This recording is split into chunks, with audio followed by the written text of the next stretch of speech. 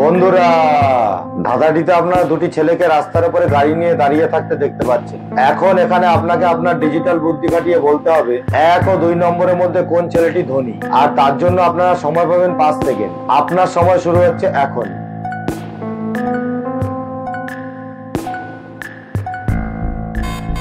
আশা করি অনেকেই বুঝতে পেরে গেছেন। যারা বুঝতে পেরেছেন তারা কমেন্ট করে জানান।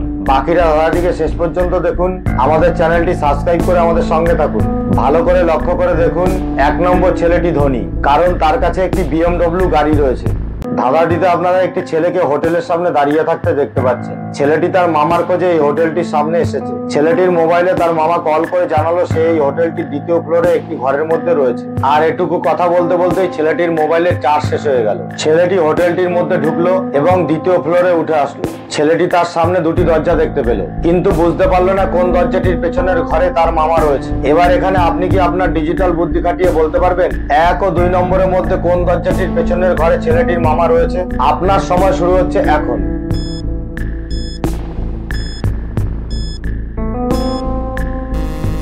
আশা করি অনেকেই অনুমান করতে পেরেছেন। যারা অনুমান করতে পেরেছেন তারা কমেন্ট করে জানান। বাকিরা ধাঁধাটিকে শেষ পর্যন্ত দেখুন। আমাদের চ্যানেলটি সাবস্ক্রাইব করে আমাদের সঙ্গে থাকুন। ভালো করে লক্ষ্য করে দেখুন, 1 নম্বর দরজাটির পেছনের ঘরে ছেলেটির মামা রয়েছে, কারণ 1 নম্বর দরজায় একটি কলিং বেল লাগানো রয়েছে আর 2 নম্বর দরজায় কোনো কলিং বেল নেই। এটা প্রমাণ করে 2 নম্বর দরজাটির পেছনের ঘরে কেউ থাকে না।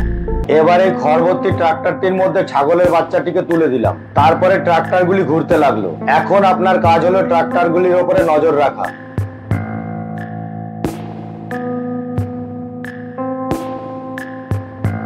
এবার আপনি ভেবে বলুন তো কোন ট্রাক্টরটির মধ্যে ছাগলের বাচ্চাটি আছে? আপনার সময় শুরু হচ্ছে এখন।